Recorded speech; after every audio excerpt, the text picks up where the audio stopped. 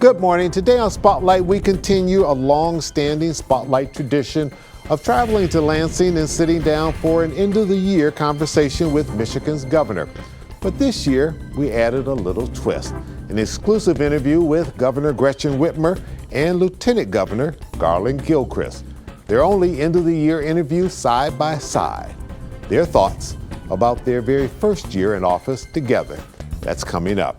And before this program is over, we'll also introduce you to Michigan's first puppy. His name is Kevin. It's Sunday, December the 22nd. I'm Chuck Stokes, and this is Spotlight from the Governor's Mansion.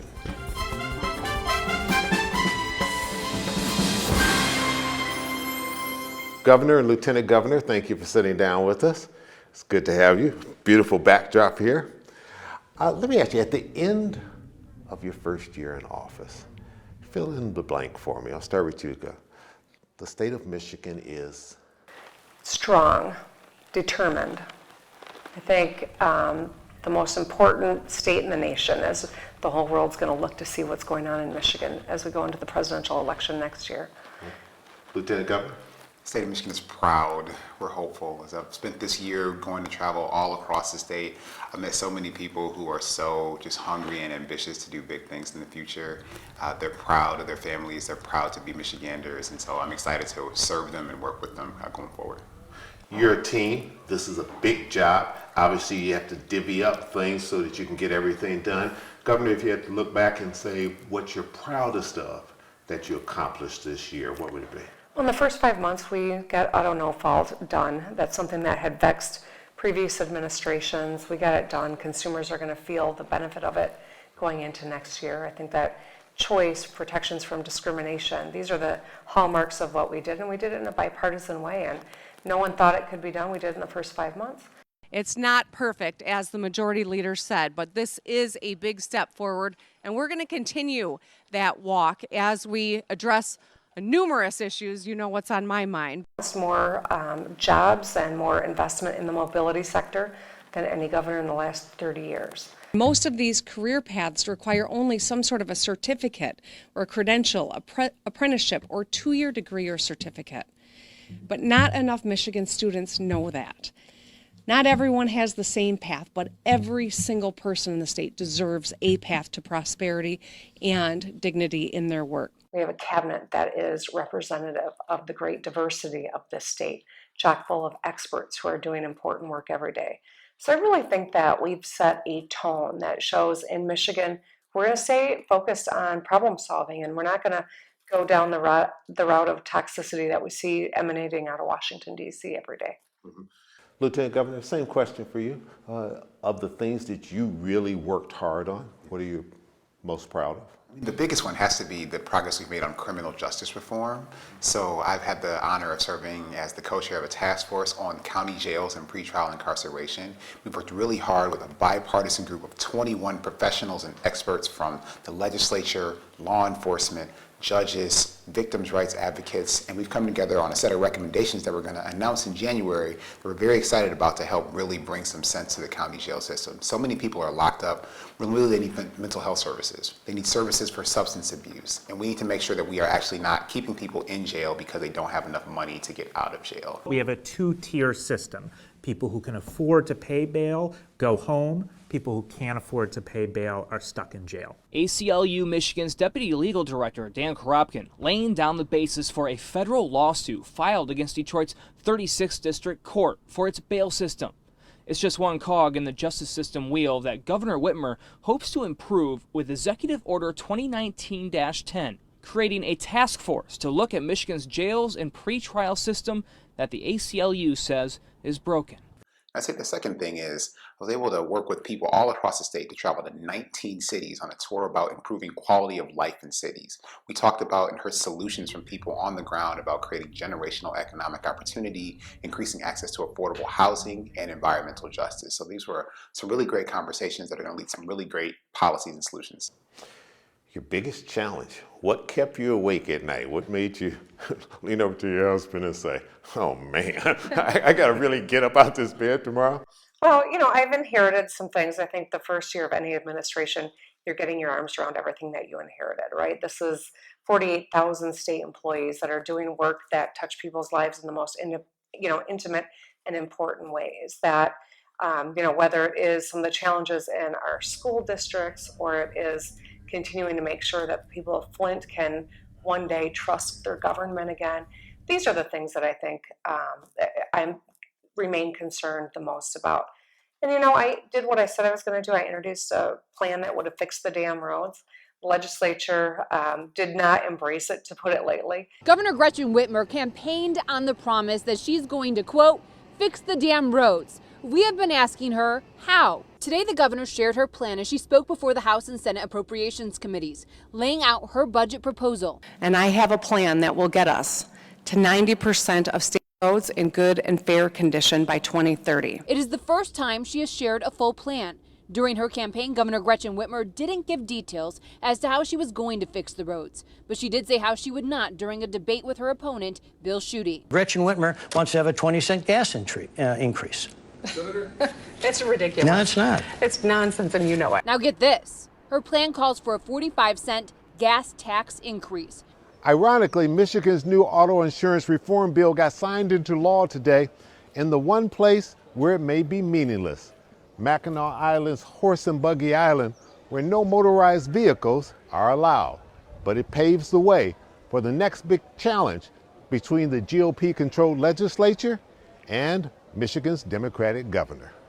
Does this open up the door to do what the governor has said has been her number one priority, and that is fix Michigan's roads and bridges? I think everyone in our state wants to ensure that we're fixing our roads, we're fixing our bridges. We're going to focus on the budget, we're going to focus on roads, and we're going to focus on ensuring that we have a responsible plan that we put on the governor's desk. That's our goal. Are you saying to them, okay guys, I played ball with you, now it's time for you to play ball with me? Absolutely, and in every conversation we had, it included the budget and it included a real road fix. So we've been talking about it all along. I think we're going to make some good progress and surprise people. We're going to just hit the concrete. So if you want to try, hit it here and then hit it hard down there.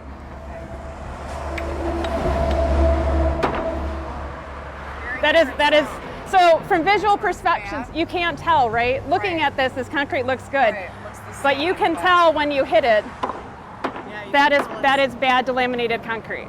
And I don't want to see us close bridges because they're just too dangerous to continue to leave open.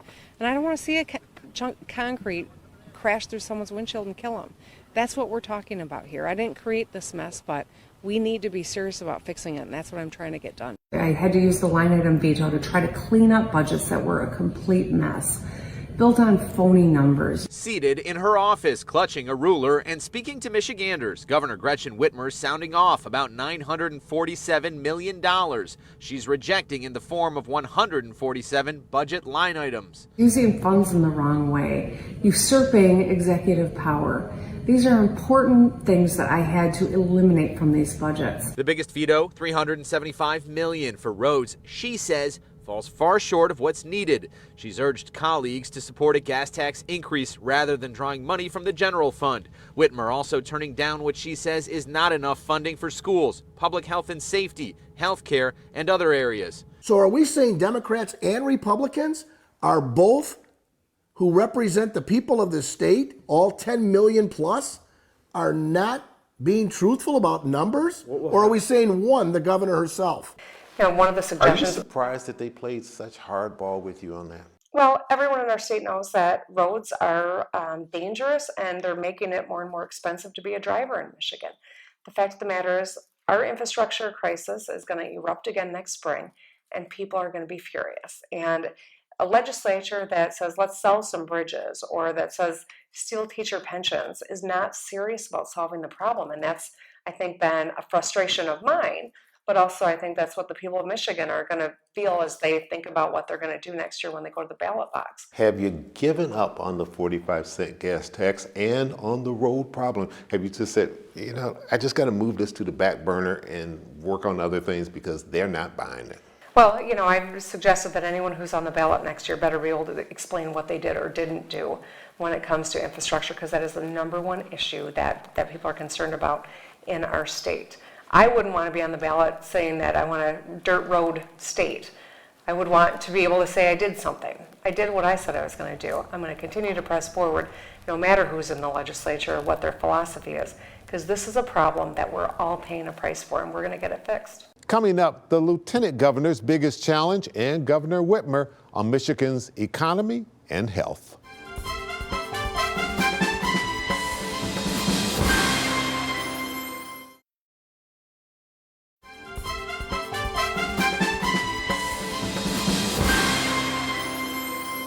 Lieutenant Governor, after a year in office, what is it you know now that you wish you had known on the campaign trail that maybe would have prepared you for what was your toughest assignment?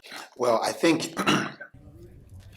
that one of the most important lessons that I've learned is the importance of building relationships. I will say that I've been pleasantly surprised. You know, this is my first real work in Lansing as being a Detroiter and not being in government before, and the relationships matter. It's not a huge hurdle to get over. I mean, to just be dumped into, okay, I'm Lieutenant Governor now of the state, and I've never held a political office. It's an exciting opportunity. You know, people have been very generous with their time and been willing to help build relationships. So I spent a lot of time going all across the state to meet people where they are. And so I would say that the biggest lesson here is that just how much time that takes and how much time that's worth. And so I've tried to invest a lot in that. The way I've structured my schedule is to be able to go and meet people in communities all across the state, up north, down in Monroe, in Detroit, on the west side of the state, and doing so has really helped prepare me to be the best public servant that I can be. And one thing that I've heard in all those communities is that there are way too many people who still feel disconnected. They feel disconnected from other parts of the state. They feel like this part of the state is not worried about them or not concerned about them or not listening to them. I feel like our job as an administration is to bring people together so we can be better connected and we can move forward. This is a critical step in lifting Michigan families out of poverty and into the middle class. According to United Way's Alice report, right now 43% of Michigan households struggled to just afford the necessities. And I'm talking about housing and putting food on the table. The economy, unemployment is at a record low.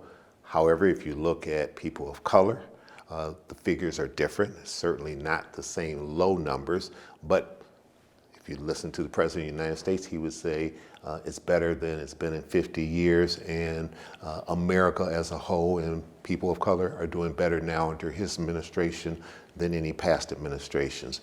Agree or disagree, and your feelings about our economy?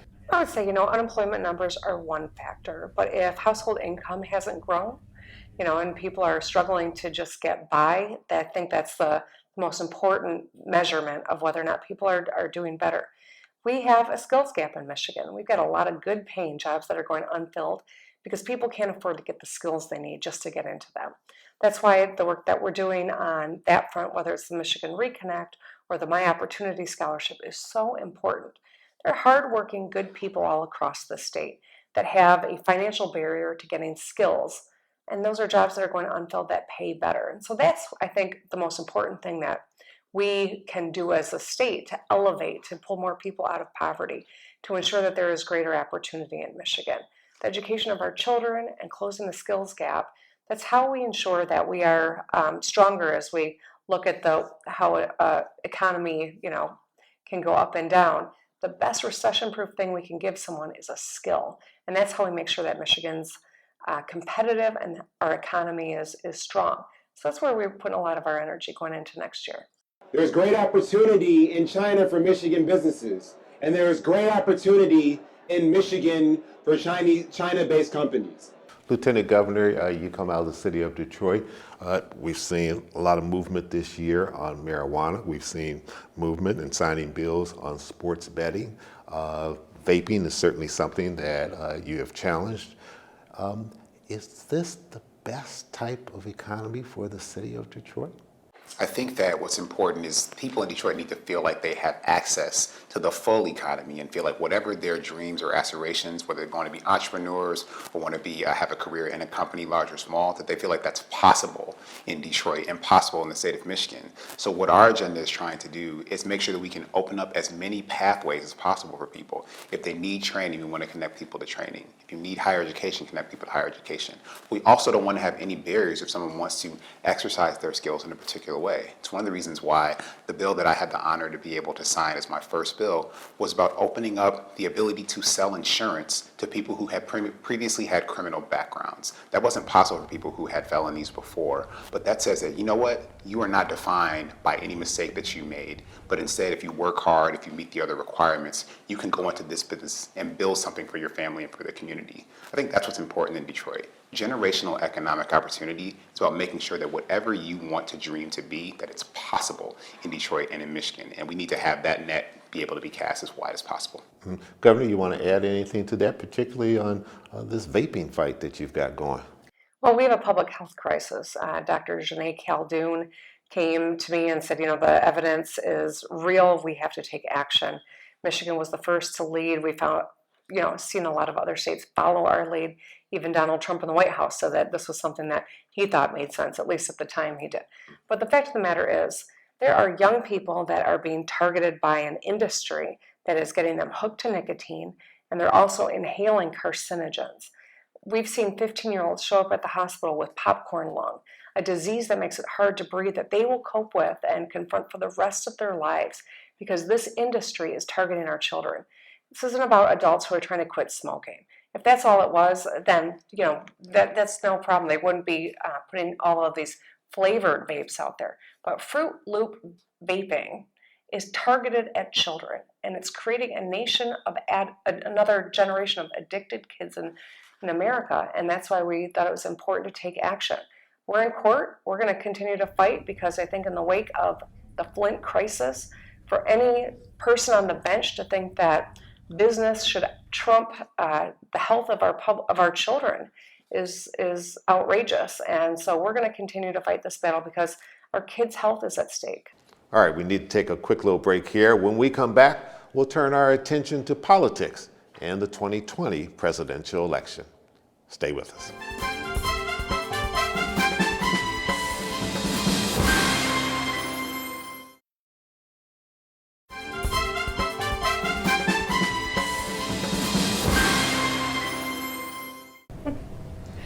I can't answer that for you, said the starfish.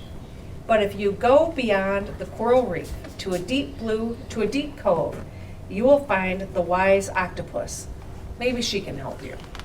What's next? As you look to 2020, get ready, start thinking about preparing a State of the State address, knowing that it's going to be a highly political year with the presidential election, and Michigan is going to be, according to all the experts, one of the hotbed states. What's on your agenda? Well, I'm going to stay focused on the fundamentals. I think that's what my most important job is as the governor of the state, to solve problems for people, close the skills gap, continue to improve our education system, continue our efforts in cleaning up water and re-earning trust in government again. And yes, fixing the damn roads. These are the fundamentals.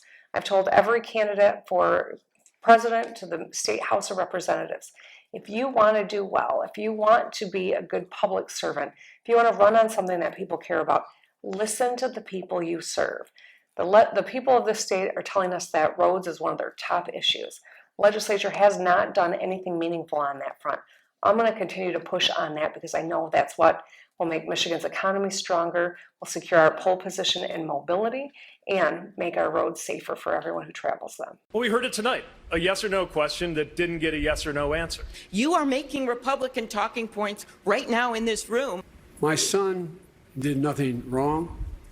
I did nothing wrong. Lieutenant Governor, can Democrats win back the White House if there's not someone of color at the top of that ticket or at least involved in the debates? Will that help people of color get out to vote, be enthusiastic? Sure. I think voters of color are smart. Voters of color realize that we need to have people who are responsive to the challenges and the opportunities in our communities.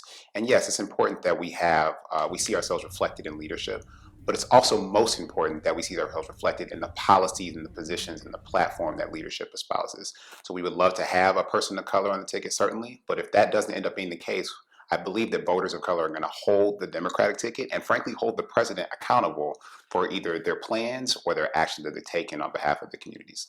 Real quick final question. We're right here in the midst of the holiday season. I think a lot of people, aside from policies and all these heavyweight issues that you have to deal with, they want to know, What are you going to do your first holiday as governor and lieutenant governor? Family plans? Yeah, I'm going to hang out with my family, and we're going to do a little bit of skiing, and we're going to get outside, and we're going to enjoy our puppy, who is 7 months old. They can't see him right now. Maybe we'll get some shots. We added to our family with a puppy, but the Gilchrist added a new baby. So it's baby Ruby's first Christmas. Baby Ruby's first Christmas. So her and my 6-year-old twin son and daughter, they're very excited about Christmas. The kids are excited to give the baby her first gifts. And so we're going to just hang out with family that morning and enjoy one another. Yeah, and I met your mother. She's full of enthusiasm. And all she talked about was that new grandbaby coming in. So I think there's going to be a whole lot of spoiling from grandma. Yeah.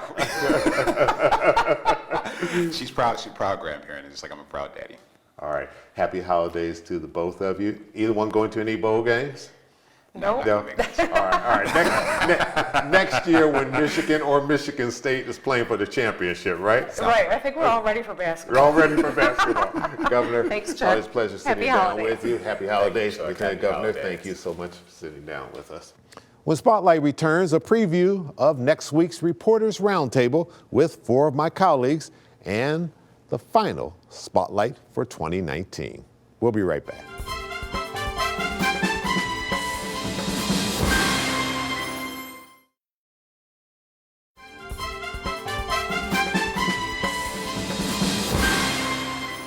Welcome back. Next week, I'll have a fascinating conversation with 4 of my distinguished colleagues here at Channel 7. Here's a little preview. It's just sort of that overarching attack on credibility that is damaging on the whole, when really our mission is to give light, to expose the truth, and to hold people accountable when they need to be held accountable, not in a nasty way like happens on social media, but in a measured, researched, well thought out way. But I learned so much more from my colleagues that I thought I needed to know. And it's just so refreshing to be with these guys. And I think also with all the things that were relentless and just sometimes tiresome and hard to explain to people in layman's terms, we did a good job of, filling that out with some people that are really important, some lighthearted stories about people in our community that are doing creative and courageous things. People right here in our newsroom as also. And then, the lighten it up with a restaurant report card. Some guy drives by in this big 4-wheeler. He sees that it's us. He pulls over and stops, and he says, "I'm here to help you. I have a strap. I'm going to pull you out of this. And the reason I'm doing it is because I was on Andrea's restaurant report card, and she made me look great." Regardless of what year it is, the names change from year to year, but the stories are the same. Whether you're doing stories about police or politicians or hospitals or crooked businesses, at the end of the day, the themes are sadly very reminiscent from year to year. And I feel like, while this year was certainly a busy one and a relentless one, it was also a familiar one. Tune in next week for more of that end of the year conversation. I'm Chuck Stokes. Happy Hanukkah, Merry Christmas, and Happy Kwanzaa.